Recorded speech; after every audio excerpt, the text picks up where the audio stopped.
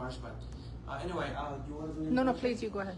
Okay, Jazakumullah khairan everyone for coming on behalf of MCMC, and then we have MPG, Muslim Professional Group. I just wanted to ask you to, I'm not going to talk about this, sister is going to do an introduction, but I want you to please follow MPG. They're doing great work for our communities. So they have their own app, they have their own website, so please check it out. And I'm going to be sitting here and listening, inshallah. Jazakumullah khair. Assalamu alaikum everyone. I'm very loud, so I'll give it to the speakers. Can everyone hear me?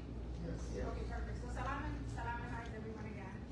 Thank you for being here again for this important retirement and estate planning hosted by MCMC, as well as has stated, the Muslim Professional Group and also Wafa House. As the founder of the Muslim Professional Group, which is a non-profit organization launched back in 2023, the core mission of our value is to connect Muslims and empower them and actually create a platform that has an ecosystem to bring us up all and be a vibrant community. I'm very thrilled today to see a lot of you here today for such an educational session. And as Brother Khalid has stated, we have launched a free website and an application, and you can actually, if you are a business owner, you're looking for any halal services or even a halal food or whatever it is, you can actually go on the website and you can locate them. Right now we have 70 businesses that have registered with us. So we're looking for more that can be on the app. It's map-based, which means you could be in Piscataway, you could be in Florida, whoever really registers into the app, you can use zip code and it will pull up some of that information. So I'll give you more information after because I don't want to take a lot of time from the speakers. And I'm here today with Sister Fahmin. She is a certified financial planner. Brother Keyon, he is a financial educator.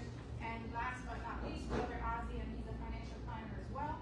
And although Wafa House was part of this collaboration, they're not here today, but I do have a message from them.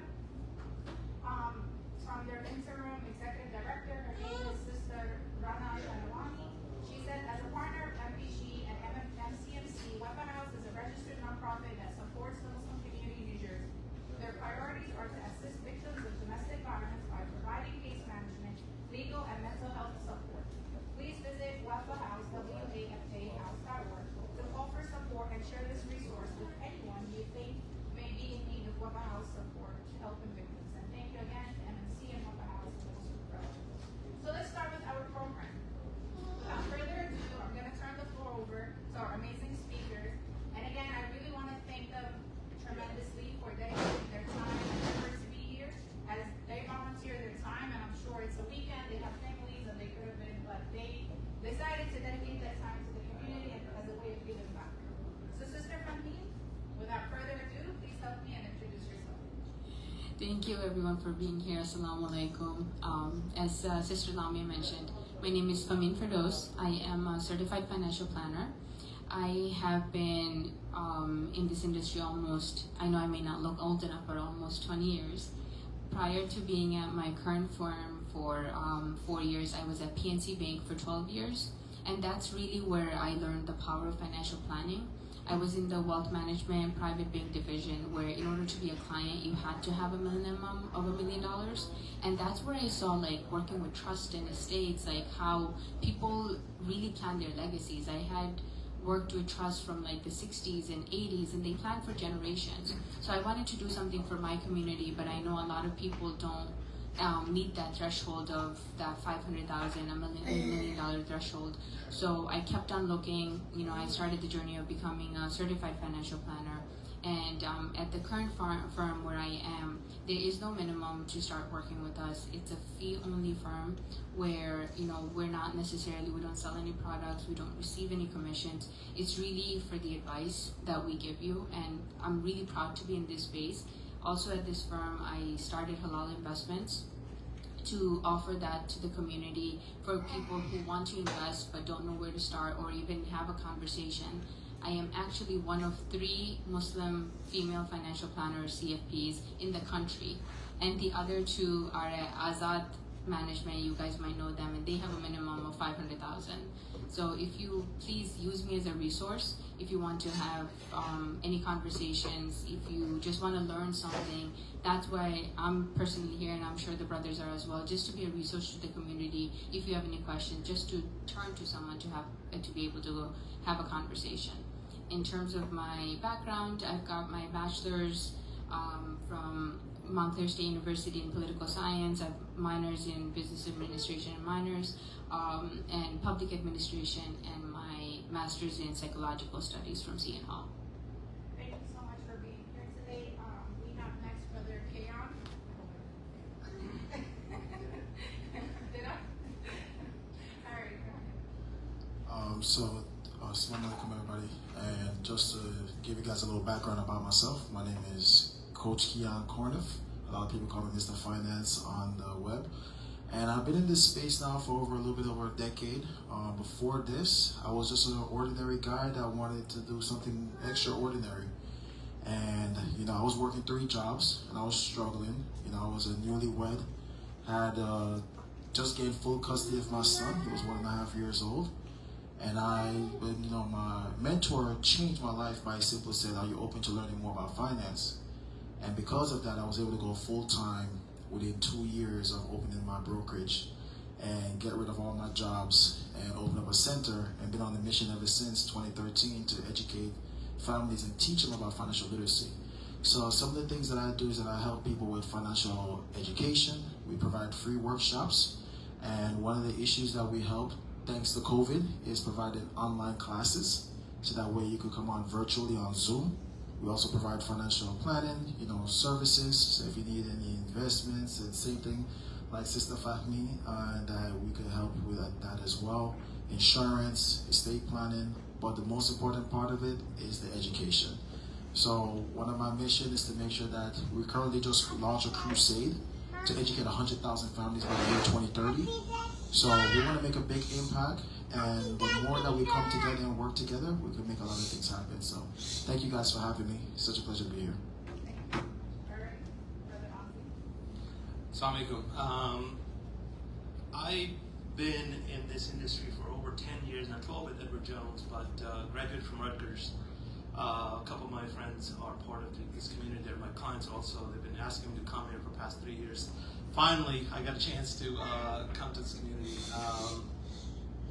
My mission in life has changed over the past 12 years. I am more so a business coach for business owners at this point. I don't take individual clients per se. I manage to deal with a lot of business owners, take them to the next level where they can sell that business 15, 20, 30x of where they are today. And then I'm also a board member for ICMC, where we deal with a lot of, let's just call it issues within the family. Finance is one of the biggest issues that our community, I hate to say this, but are not grasping. They're moved in America, they're here, but they're not fully understanding the financial aspects that take place in America. So before they get married, there are couples who come sit down with me. We can have a conversation about, hey, what are your expectations from each other, right? Because divorce in Muslim community is rising. And I don't know about your community, but in our community, when we sit down with younger couple, and even couples that have been married for 15, 20, 30 years, there is that, I don't even know how to explain it. There is a struggle in that marriage. Business owners predominantly are getting a lot more divorces done, in my personal opinion. And there's a way we deal with that. So, in this community, if you guys meet somebody who can have that conversation, I can talk to couples, coaching, consulting. It's free of charge for Muslim community. I don't charge anything for Muslim community. I do ask. My list is very long, so if you get a appointment 3 months from now, don't be surprised. That's it. So everyone, the way it's gonna work, I'm gonna be asking the speakers a few questions. However, at the end, save your questions. We will be opening the floor for as many questions as you may have, and as much time the speakers will have, right? So let's deep dive into this great conversation, right? Even me, like, we talk about retirement planning and like retirement. Do I really have to think about that right now? Yes, we do, especially as Muslim communities, right? We often forget that we have to really prepare for the retirement because, you know, most of our money is going to Uncle Sam, right? So right now, it's the perfect time. Even if you haven't started, it's never too late, as we say. So I'll start with Sister Fahmin. Can you help me understand, right, what is the difference between certified financial planner from financial advisor? Thank you. And it's a question I get quite often. So I'll kind of use an example. Like, for example, I'm from Bangladesh. So every Bangladeshi is a Desi, but not every Desi is a Bangladeshi. So so in that context, every financial planner, it can also be synonymous with a financial advisor, but not every financial advisor can say, I'm a certified financial planner. And in order to become a CFP, it's a rigorous exam you've got to take, and then there's like an education requirement, and then you also have to have the experience of over like 1,000 hours to be able to build in. And that's when you can say, I am now qualified to be a CFP. It's the gold standard in the financial planning world in order to provide advice. It encompasses retirement planning, estate planning, insurance, taxes, investments, overall, and just kind of brings your entire holistic financial plan together, not looking at just anything in silo. Very good, thank you. So now that we know that sets apart what is certified financial planning, right? It naturally brings us to the next question. How do you actually go about choosing the right advisor? And what should you look for when it comes to how they charge? Yeah, absolutely. So when you're looking for a financial planner, overall, one of the things that you really should pay attention to is fee only versus fee based. Fee only is someone who is going to give you advice, and they're not selling you anything. So there's no like commission, they're not selling you a product, they're not getting like a kickback off of anything. Not to say that fee-based is bad, but that advisor has to disclose it to you. So fee-based is where if they sell you, say, like, maybe you need that insurance policy, right? Where if they sell you something, they are getting a revenue off of it. So that's a fee-based versus a fee-only model. And at that point, you decide, are you comfortable with someone who is fee-based? Are you comfortable with someone fee-only? But that's your decision to make, not to say that one is better than the other, but just to understand the difference between the two. When you talk about insurance, which insurance you talk about? Yeah, life or car?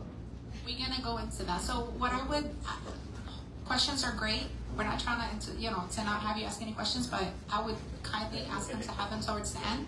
Many of you may have the same questions, and maybe if they go through, the PowerPoint. Do you want to switch PowerPoint slides or? Okay.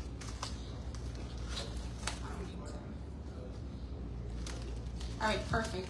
So, just to back off that, are they legally bound to put your interest first?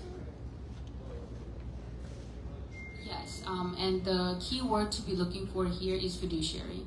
So when you're choosing an advisor, you want to look for someone who is a fiduciary. And when someone says, like as a CFP, I am by profession bound to be a fiduciary.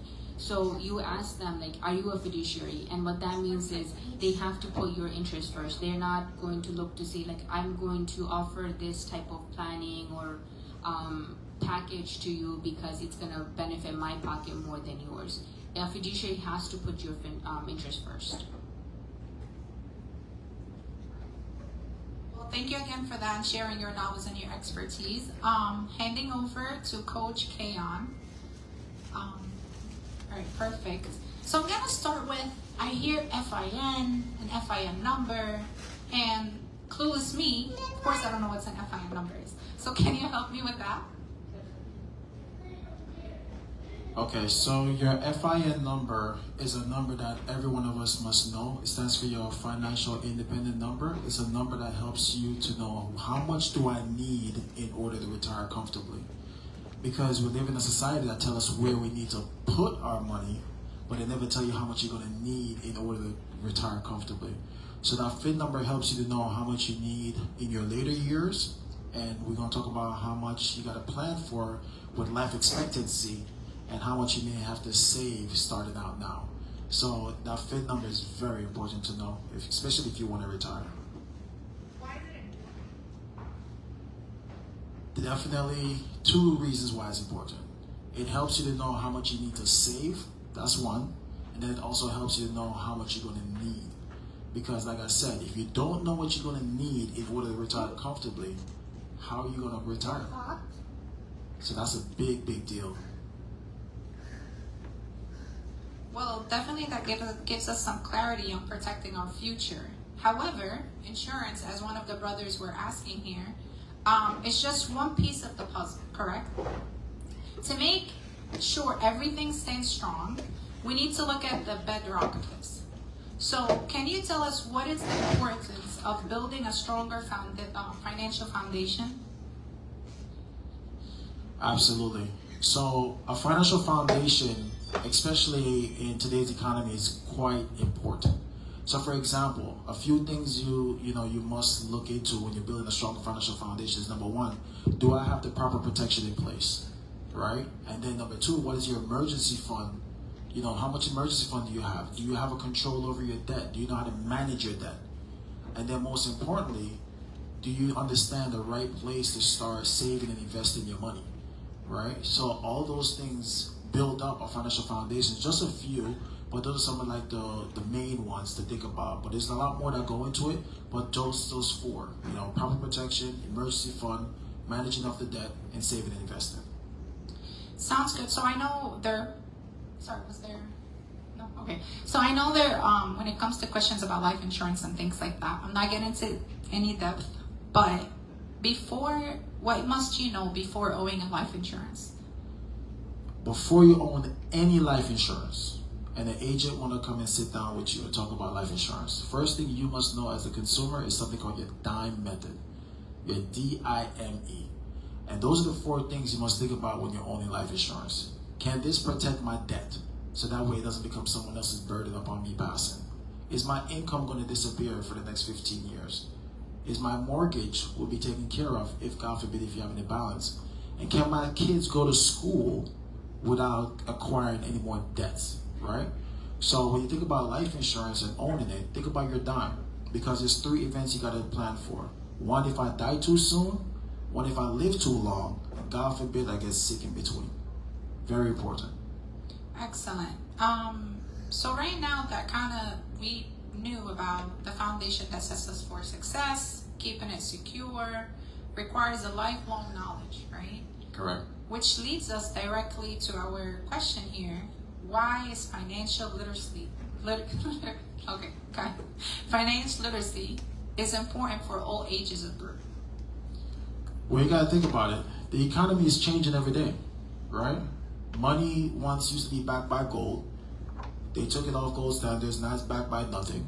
And eventually they're trying to reset it again, and now it's going to become digital, right? So you got to realize that money is changing. Information is changing. And we have to continue learning. It's not the same way how we used to think it is. And then I always joke around and say, whatever my grandparents used to do in their time is not what's happening this time. And sometimes we believe that money's still the same. No, it's changed. Especially, if you're an immigrant like myself, I came here from Jamaica. The way that we do finance back in my island is completely different than how America does it. So we have to learn how the system operates where we live, so that way we could build ourselves here and really get the life that we truly deserve. Excellent points. Are there anything you'd like to share with us before we move on to the Ozzie? No, just other than I'm all about education, We learn everything else, but let's put a lot of emphasis in finance, because we live in a country that's built around it. Everything in our economy is around finance. So we must put a little emphasis to learn more about finance. Excellent. Thank you again for your knowledge and expertise. So we heard earlier from Brother Ozzie that he concentrates a lot about business owners, right? So why is it your main focus? And can you tell us again, what was your mission? Very good question. So just like the story of every immigrant, we came to this country. My father came here in 1991 from Pakistan, and we came here in 1999. Typical immigrant family, started with nothing, pizzerias, limo, taxi, whatever. Fast forward 2010, my father is looking at retirement, and we're talking about where's the money going to come from, right? He didn't pay taxes. Typical immigrant, right? Save every single dollar, cash, jobs, this and that. So his Social Security was not good. So we started talking, and I was at that point in a financial world on the accounting and audit side. So I started thinking about how can I do something about that. So business ownership, my father was a business owner. He had a very successful limo business, but he didn't save anything for the retirement. Everything was, all right, we make money and we spend it, but there was no savings. We were paying high taxes. That's the story as a business owner. So I started buying businesses in 2009, 2010, after the financial crash in real estate bubble. So I found out there was so much money I could save in taxes by structuring deals the proper way. And in real estate, if you guys know, once you become a financial advisor, you learn a lot more about money. There's a little window that shows up when you pass your 7 that says, welcome to 0.0001% of the world population, meaning you know more about money than 99.999% of the people around you. So that's a very powerful position to be in. But at the same time, when I was looking at the Muslim community was not engaged with financial people. There were not many people like us 12, 13 years ago. But people were not engaging with us in that sense, because there was a lot of fraud going on in the Muslim community. You've seen it. In our masjid, there was a brother who came and he took hundreds of thousands of dollars from the community, investing in telecom business, and then the money was gone, right? There was a younger brother in ICPC who took a lot of money, and the money was gone, right? So there was that oh my God, I don't want to talk to this person, right? I started doing with individuals and slowly realized that my purpose was business owners. Business owners were leaving so much money on the table that it was insane to me that, you know, you have younger kids, you have wife, husband, and there was a lot of friction between couples, especially business owners. So I started doing my business is 100% business owners. At this point, I only coach 5 business owners a year, and my waiting is 2033. That's when I'm going to have next opening for a business owner to sit down and chat with. So at this point, 80% of business owners' net worth is stuck in your business. 80%. What does that mean? Liquidity, you do not have liquidity to live a normal life. Like a person who's working 9 to 5. You're constantly putting money in your own business. A lot of people make mistakes. I sit down with Popeye's owners, 7-Elevens, gas stations, car dealers who lose businesses because the planning was not proper, right? 7-Eleven guy had 13 7-Eleven. At the height of it, he was making over $300,000 a month, right? He's in a 45% tax bracket. How much money do you think he put away in a retirement account? None, right? Or a simple plan where he was able to put away $10,000 a year. And people like me, we're sitting there and we're like, oh my God. You know, he has his parents employed, his wife employed, his children employed in this business. Comes to me, I sit down with him, guess what we do?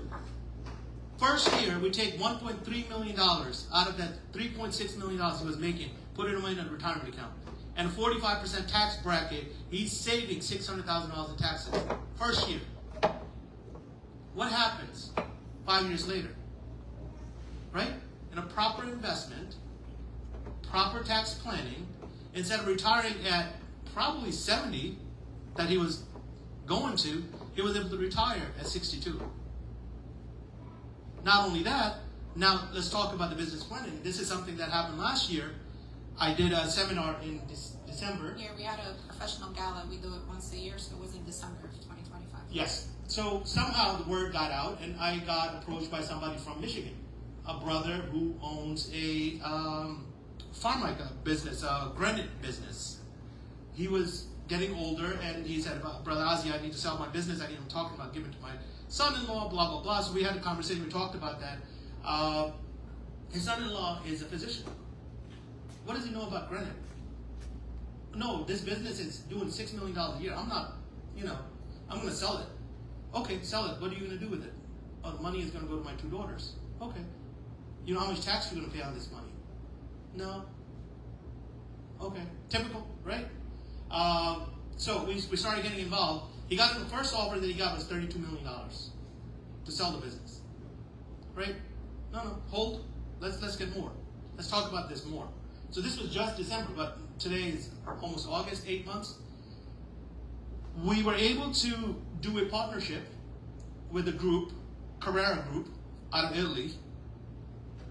Anybody want to take a wild guess how much we were able to sell that business? I'm afraid, so does anyone want to take $100 million. Wow. Not only $100 million, his number one objective was, I want to donate money to my masjid. Right? We structured a 501c3 on the side. He's able to leave $10 million tax-free for this masjid. Right?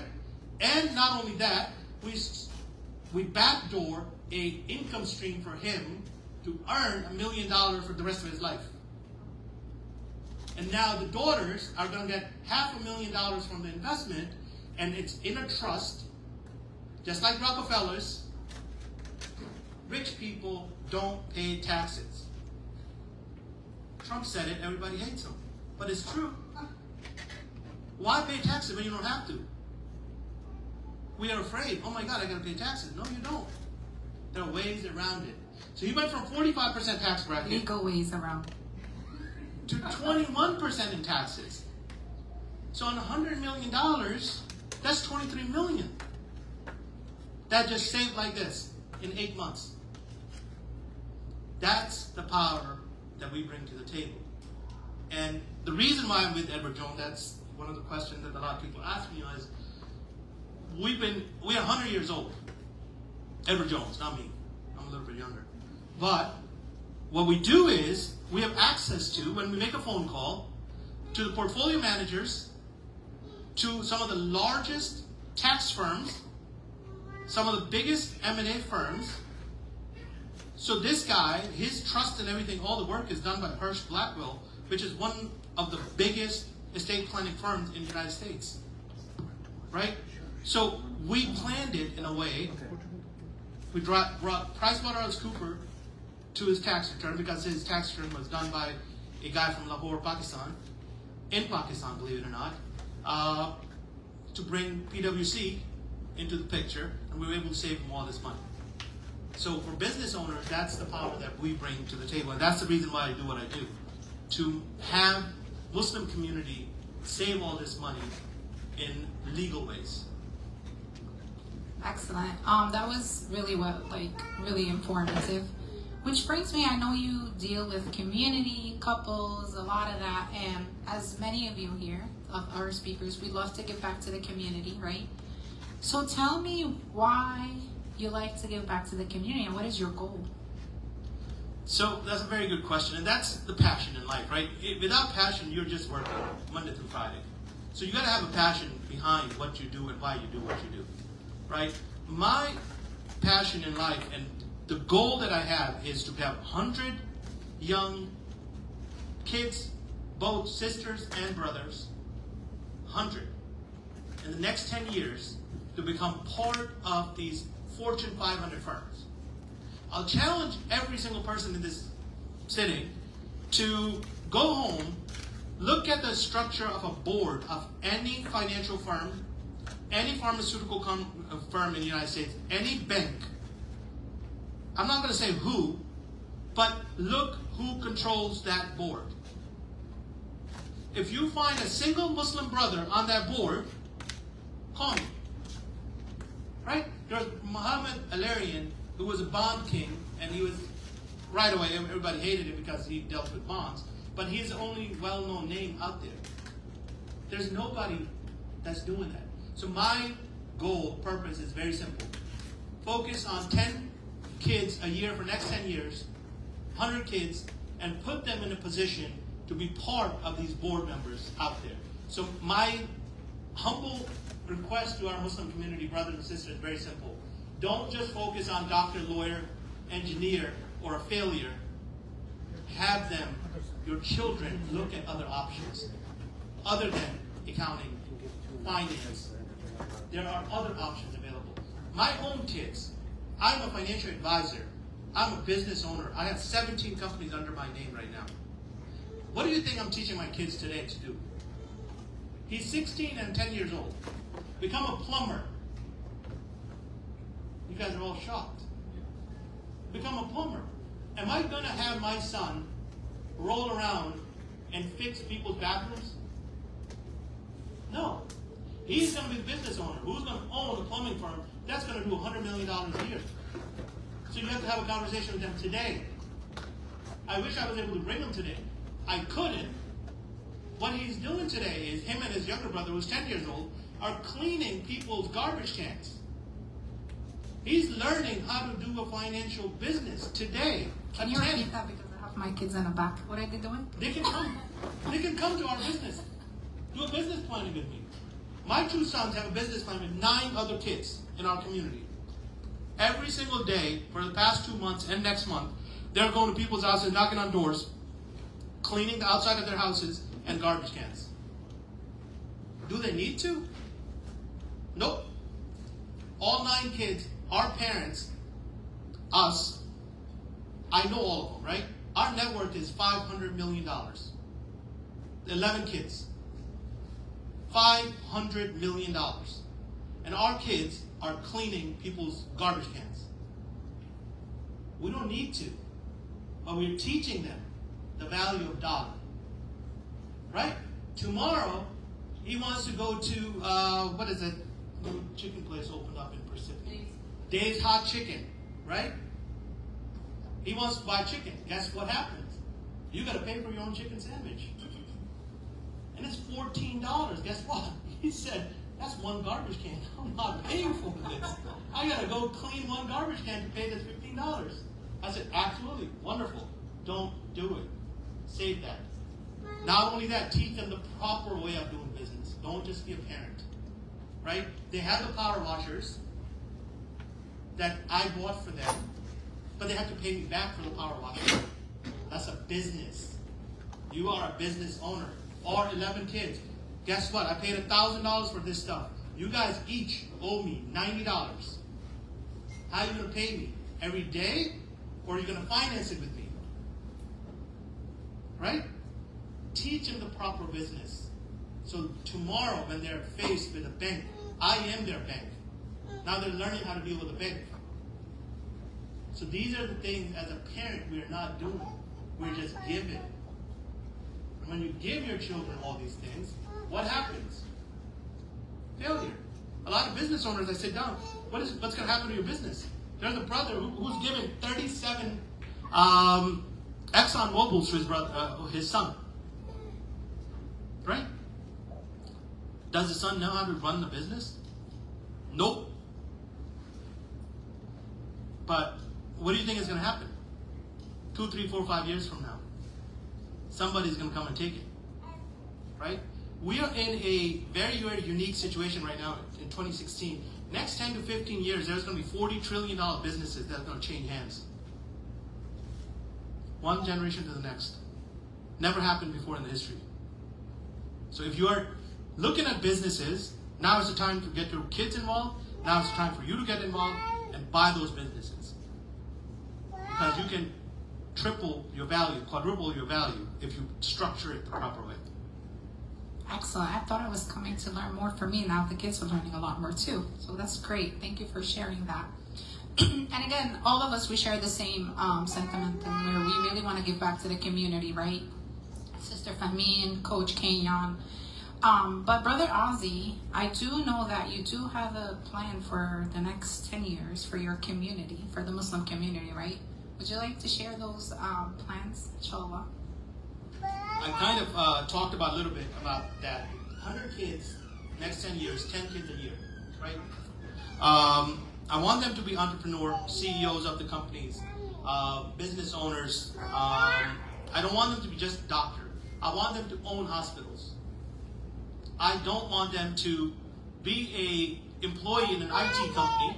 I want them to own IT companies. And I just sat and started talking to a brother downstairs who's a physician. He said, Oz, we don't know anything about money. Yeah, but they're taught about medical stuff, right? They don't know anything about money, how to finance these things. You can 10x your businesses in a month if you structure it right. So if you own a hospital or you own some businesses, and your value, if your EBITDA is $10 million, for example, you can go into the market and ask for $100 million for that business. Right? I talk very fast, by the way. So if you guys want to sit down and grab me after, definitely do that, or call me and we can have a conversation. But depending on what your value of the business is, we can go and sell that business. At the same time, brother and sister who's working Monday through Friday, and that's, you know, my own community is struggling right now. Business owners. A 7-Eleven brother who's going to work at 5 o'clock in the morning. I just got off the phone coming here. I was on the call. It took us 45 minutes from Parsippany to here, right? I was on the call with this brother. He owns a 7-Eleven. There is a divorce situation going on between him and his wife. 3 kids, young kids, under 5 years old. And he's struggling because he goes to work at 5 o'clock in the morning till 10 o'clock at night. And there's a friction. Oh, my wife doesn't do anything. I said, okay, hold on. Let's talk about this for a second. Who's cooking for those kids? Who's feeding those kids? Does she have a job? Yes. But when I come home, she's sitting. Yeah, because she's tired. Would you switch the jobs with her? Yes, I would. Good. Guess what he's doing starting Tuesday? She's going to 7-Eleven, and he's going to stay home with the kids. Oh, God. What do you think is going to happen the following week? He's going back to 7-Eleven. He's going back to 7-Eleven. Exactly. I know that. He doesn't know that. Right? There's a friction between brother and sister over there. So these are the conversations as a business owner, as a person who's in the financial industry, as a part of board member for our ICMC. People call and ask about these kind of things. I don't want our Muslim families to get divorced. I don't want our kids to get married at 21, 22 years old, not knowing what they're getting involved into. Oh, he's a good provider. How much money does he make? He works at a KFC. He lives at home. Where is she going? She's going to the father's house in the basement. Is that where she want to live? No. Well, we're going to live in an apartment. All right, let's talk about how much money. Finance. Going back to Coach Keyon. Budget. Look at the money, how much you're making. So as a person who's looking at the kids, my job is to teach kids finance so they get married, they're smart, they are looking at businesses, and they're looking at businesses, and they're looking at businesses outside of their typical 9-to-5 jobs. Right? I want them to be in pharmaceuticals, banks. I want them to be board members. I want them to pay attention to macroeconomics. I want them to build AI companies. I want them to be in politics. There is a brother in Michigan who's running to become a senator, the first ever Muslim senator. Right? People are waking up in this country, and Muslims are leading the politics, the roadmap. So make your kids be aware. There's not a lot of money in politics. I'll be the first one to admit. But if you're a business owner, you can structure your life in a way. You can be a mayor, you can be a councilman, you can be a board of whatever, and have businesses on the side. Right? And I'll share this with you guys, and you're going to laugh. My goal, when I turn 55, is to run for the governor of New Jersey. You know who we're voting for now, right? I'm 44. Our money will be secured. Right? That's my goal. I have 11 years to work towards that, right? So if you set a goal, I have the children set a goal, same exact thing. What do you want to do? My son is going to be a plumber. The other one's going to be an electrician. But they're going to be very, very rich. Right? That's what they're going to do after that. Become a politician. Whatever they're going to do. If I am an immigrant came to this country, I cannot be the president. But God damn it, if I cannot have a Niazi in the White House, eventually, 100 years from now, 200 years from now, planning starts now. So that's what I'm doing right now. Teach them, structure it, not pay tax on money. Because it'll be recorded. I tell you, rich people don't pay taxes. Wow, that gives a lot of clarity and a lot of things on different perspectives, right? So thank you for sharing. And one last question for you. What is PhD? That's not your doctorate, by the way. because, I did ask him, he's like, make sure you ask me about PhD. And I'm like, wait, what is it? It's like, you're learned, right? So what is it? So, this is a pretty good. That's a very interesting question. When we come to this country, guys. Is it working? That's all right. This one is good enough. This is the last question anyway, so we'll finish this. Oh, they have more questions. Oh, okay. Oh my God. I have to go to a wedding. I forgot. So when we are immigrants, we come to this country. You need to have a PhD to become successful. What is a PhD? Everybody asks me, well, medical? What do you want to do? Poor, hungry, not a doctor, and driven, right? You're poor, you're hungry, and you're driven. You become successful. You work hard. Every single day. My father worked 3 jobs. He would be home at 2 o'clock in the morning, and he would go back to work at 6 o'clock in the morning. I saw that. We were poor. It was 7 of us in 1 bedroom apartment. Okay?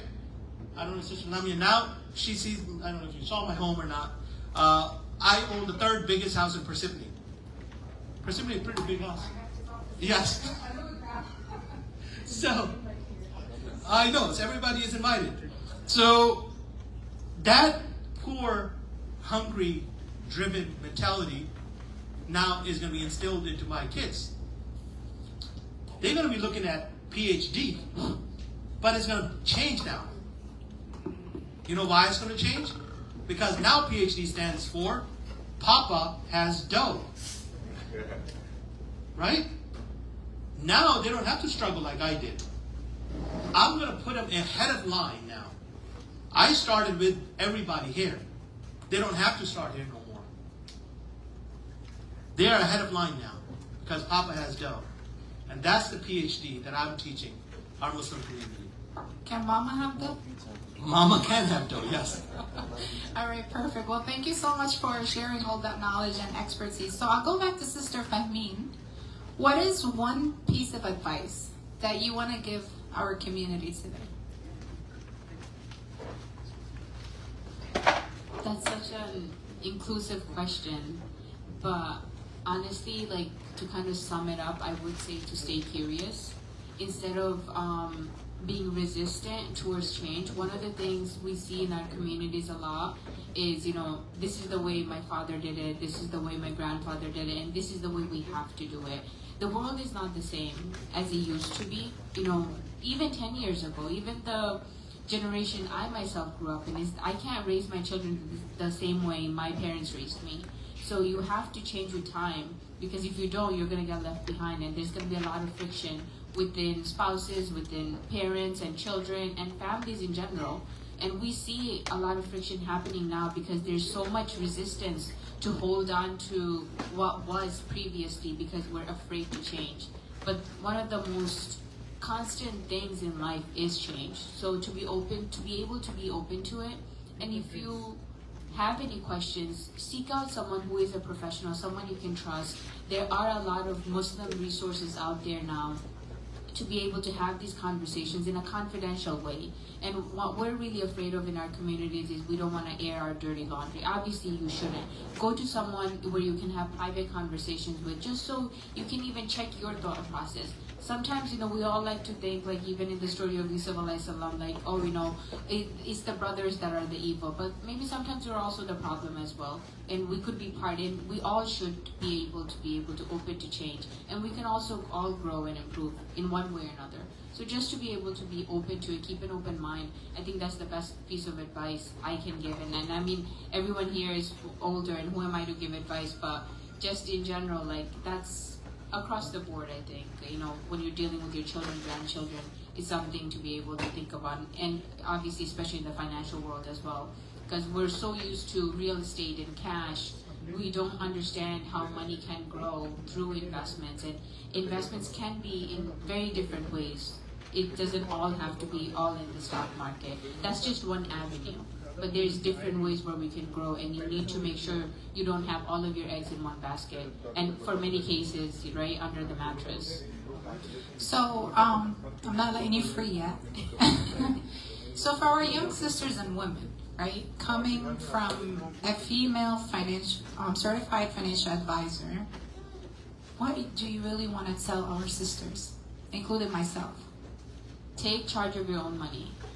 Don't let anyone else tell you they are going to take care of your money better than you. Know your rights. Islam has given us rights. Islam has given us financial freedom. We need to believe that we have it. And a lot of times, if you speak up, it's kind of a taboo or a stigma.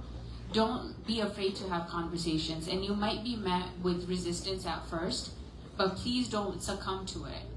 Know the fact that financial freedom is the most important thing you can have, especially in today's day and age. In our community, when we deal and see domestic abuse, many times it's financial abuse. Women cannot get out of bad marriages, and of course I also support Br.Ozzie, like we shouldn't necessarily advocate for divorce, but there are some people who are better off separated, and many times you can't separate if you don't have the financial freedom, if you don't have the financial knowledge. Please use me as a resource. I'm not saying I'm here to break up your marriages, but understand, like what should you be asking for? What does money mean to you? It's not like, I make the money and then you take care of it. I deal and work with so many women who want to learn more about money. Many of them coming out of divorces, I don't know what I have because my husband dealt with all of it. Or my husband passed away and I don't know what any of this means. Please educate yourself. Know that you do have the power.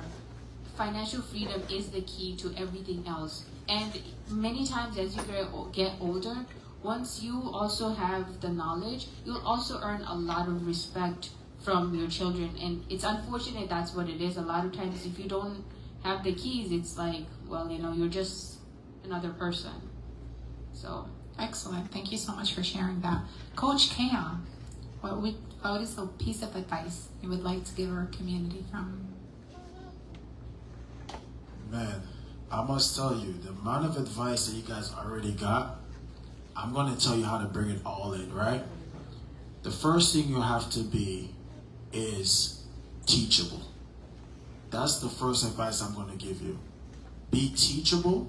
Be someone that is curious, that seeks knowledge. Ask questions. Don't be afraid to sound like you don't know what you're talking about. A good advice I'll give you that my mentor gave me years ago. He said, know what you know who know what you don't know, and that's all you need to know, right? Because sometimes we wait till we know everything to do something. No. Another thing you have to be is coachable, right? Follow instructions. You don't know everything. That's the first thing you got to admit. I always tell people all the time, I'm not the best coach. When people say, oh, you're the best coach or best trainer, I said, absolutely not. I'm known to be the best student. Because just like I'm right next to my peers, I have a lot to learn from both of them. So that's the first part we got to do is humble self to knowledge. And then last but not least, be reliable. Be reliable.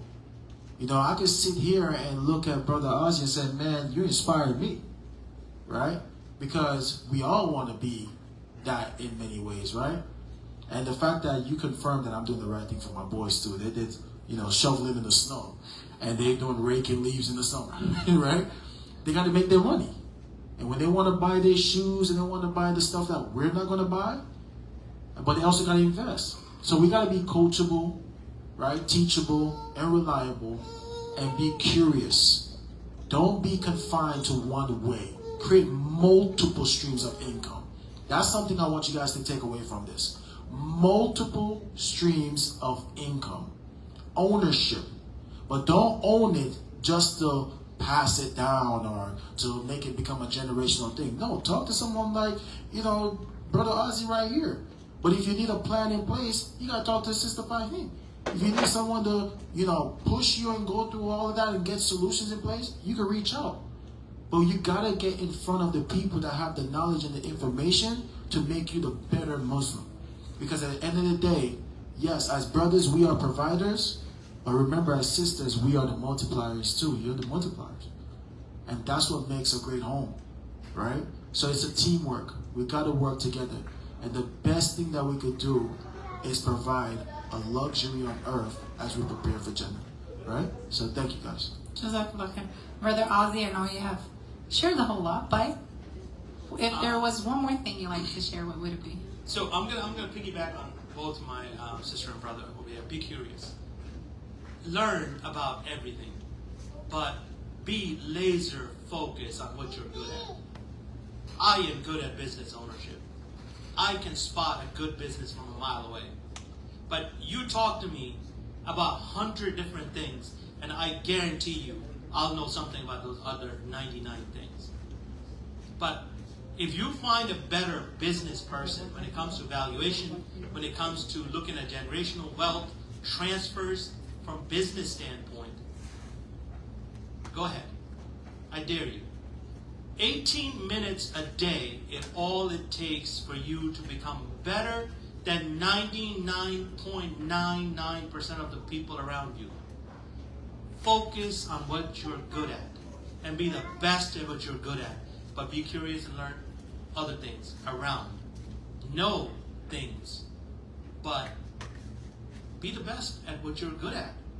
And tell people, I'm the best at this stuff. You want somebody, I'm the best. Our Muslim community is very shy. We have a brother in our masjid who is a chief technology officer for Google AI. I have prayed Jummah next to him. Not a single person knows what he does. He's probably one of the top 10 most important people in the world right now. And he's praying Jummah right next to me. One day we started talking and I'm like, what do you do? He told me his name. I Googled it. I'm like, holy crap. You need to come sit down with our children. Guess what he did? He did an AI seminar with our kids. There are 6 kids who are, by the way, Google provides free education on AI. Free. Your kids can take advantage of that. So be curious. Talk to the people community amongst you.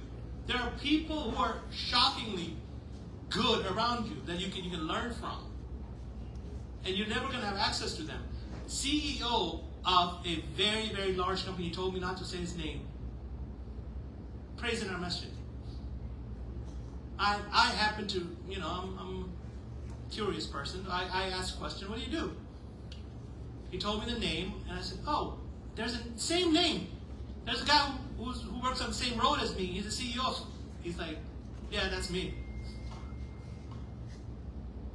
So be curious. Ask questions, learn more about it, but be laser focused at what you're good at.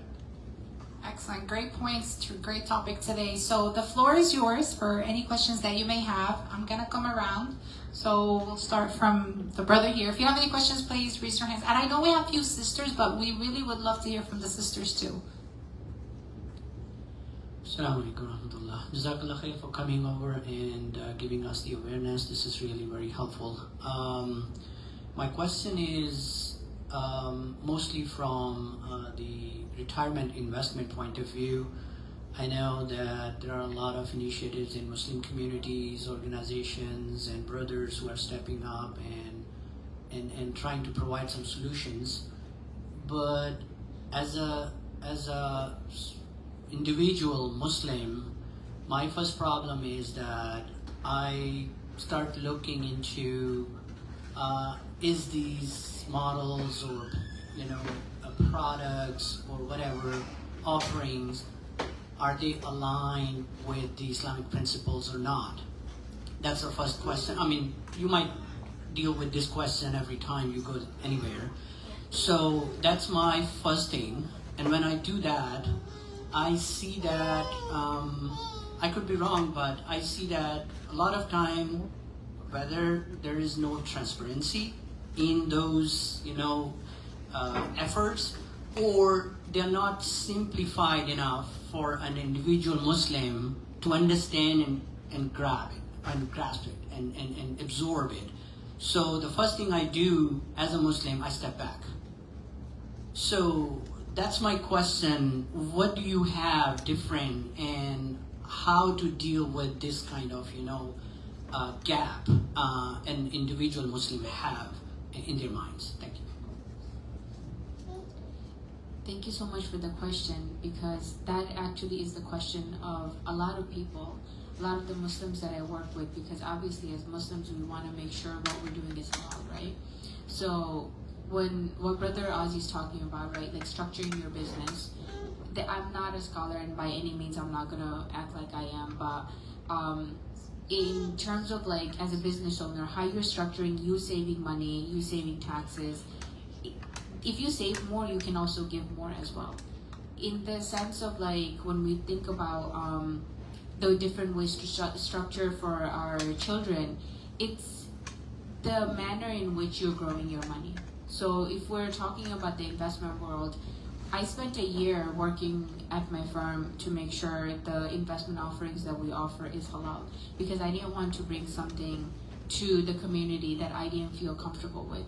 I myself check it on a quarterly basis, because when it comes to investments, to simplify it, the hardest part is to make sure it's staying halal, because money changes, markets change. So checking it on a regular basis is the consistency of it, and that's where the effort comes in. And a lot of people are not willing to put in the effort for it, or they're just like, oh yeah, it's halal, and you just kind of put it on the back burner.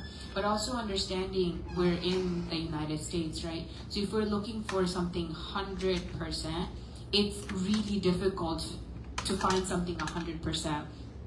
When there's a board out there, I don't know, maybe many of you have heard of it.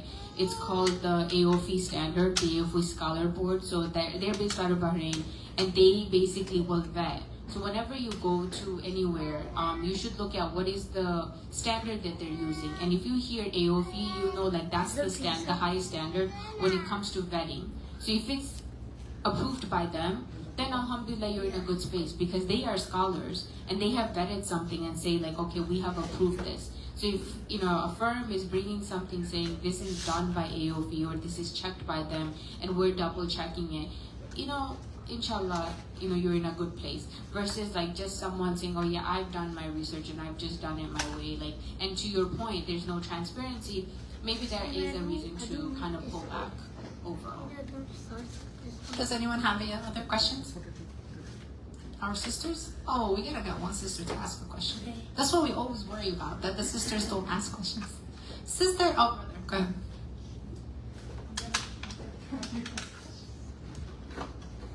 Sorry. I was kind of under the impression that this is like every time. I mean, it was very good. I learned a lot. I want to bring some of this to my son and my daughter. But I came because I was thinking I have 2 properties, inshallah, that I want to transfer to my children. So really through estate planning, because I always hear you could, they could lose taxes, to how to avoid or at least minimize the transfer. Because I'm not a business owner, but we have these 2 homes that are pretty much paid for, and also.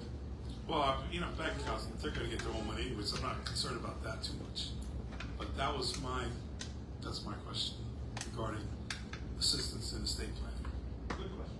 Yeah, that's a great question, and I'm glad it's been brought up, because that also is a very common question amongst parents, where they want to give to their children while they're alive.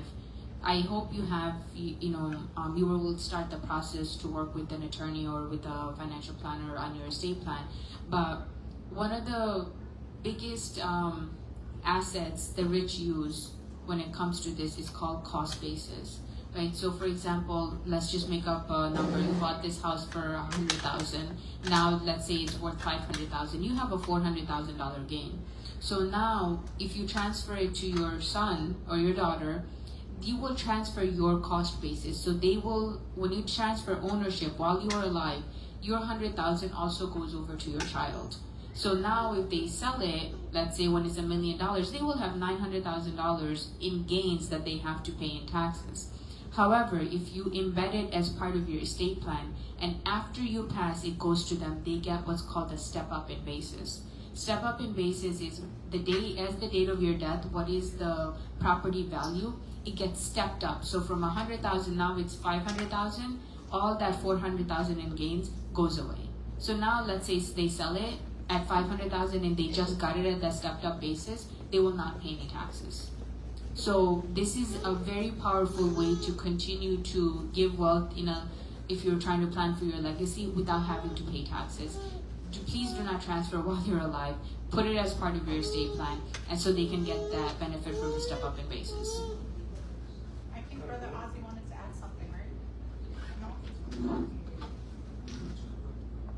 I was going to also add in that as well, that when you do create that trust, please make sure that you update the insurance company as well.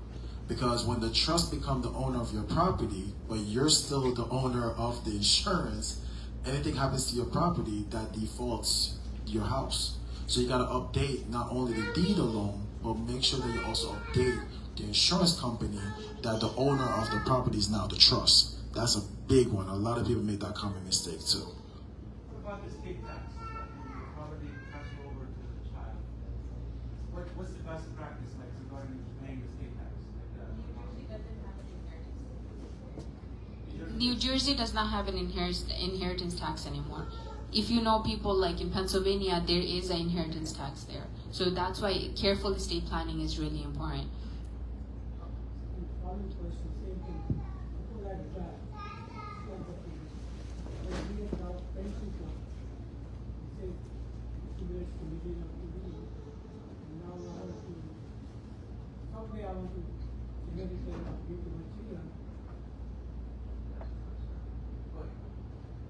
So how I can put in trust to them, say if I retire, I get $2 million from retirement. And if I give them right away, after that it will be a big tax. So, but how I can protect, just like property, my pension plan, and so that way they don't have to pay too much tax. And I can put some, say 5%, 10% for my community center or whatever center. So how can I work on that?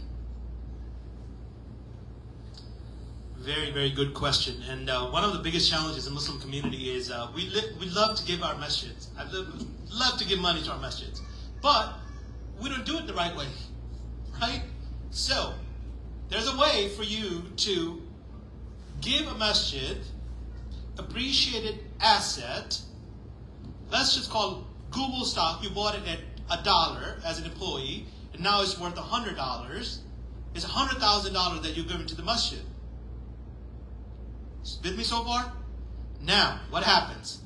If you cash that out, you got to pay taxes on that money. 30,000, 40,000, whatever your tax bracket is. But if you give that asset directly to the masjid, you pay zero tax on that money. And you get a $100,000 deduction on your taxes. And the masjid has to pay how much in taxes? Here you go. So, what's the swing in this situation? 35 to 40,000, whatever your tax bracket is. And you get a better deduction on your taxes. So in your situation, I'm assuming it's a pension that is a retirement money. What we call it, qualified, non-qualified.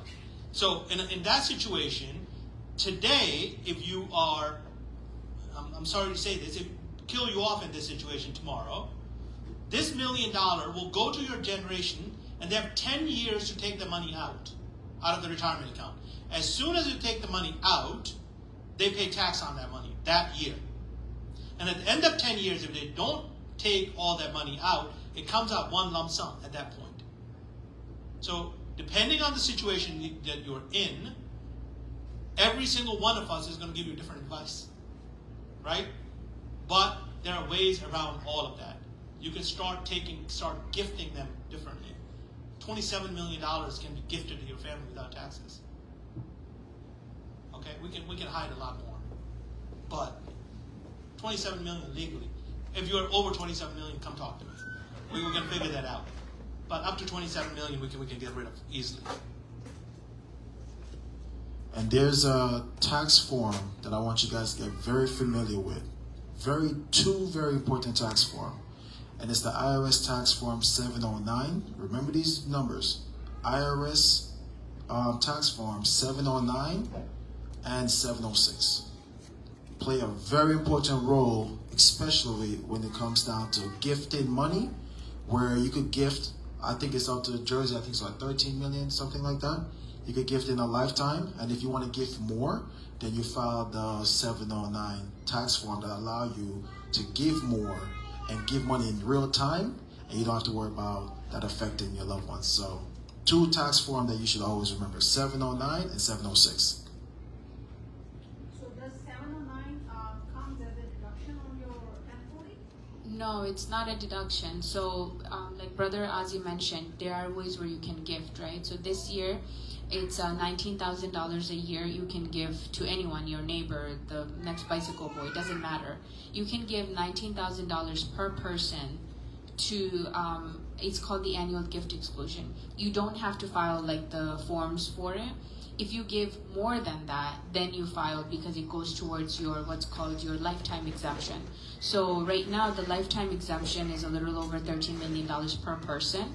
If you are a married couple, you can kind of transfer in and combine it, which is why Brother Ozzie is getting like that 27 million. If you're above that, that's when you really have to be intentional because you're going to pay 40% taxes on the federal estate side. Many of us are not in that space.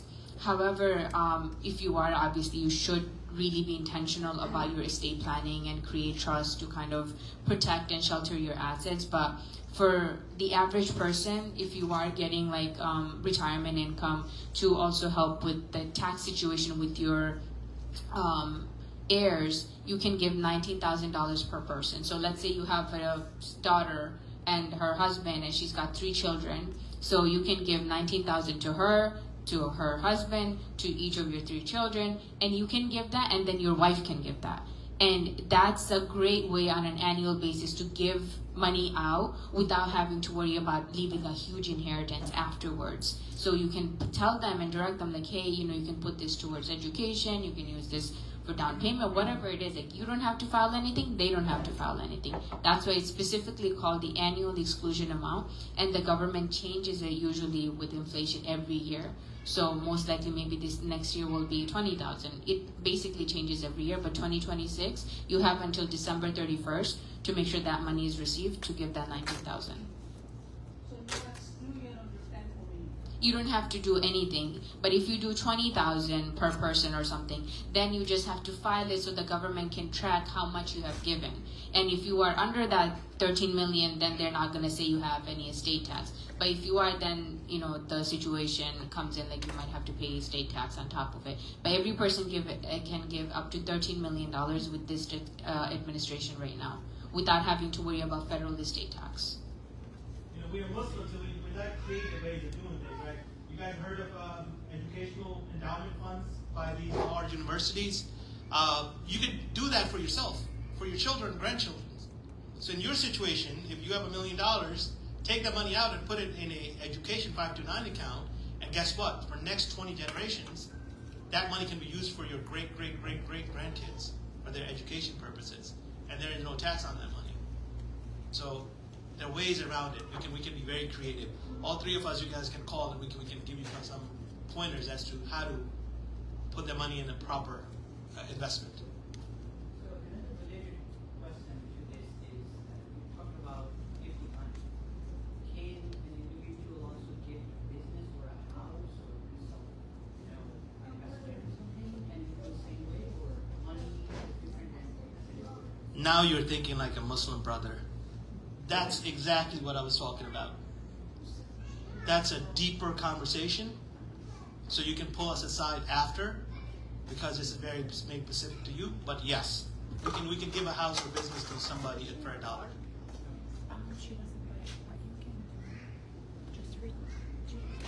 right. And the sister has a question? Because that was one of the things that Sister Nami said. There we go, finally. It's a very simple question. I had a going back to the $19,000. There's 8 months when like my most of my daughters are college, and sometimes I give it like $100, they are through there and stuff like that. Do they actually monitor how much we're giving to our children, and or is this something completely different? Like if I end up paying maybe for her maybe like 15,000 on the span of a year, is this the same thing, or it has to be the lump sum that you say that 19,000 has to be lump sum? It has to be dedicated as a gift, or like something specific as a gift? That's a really good question. Ideally, it doesn't necessarily have to be a lump sum. Like, you could keep track of it.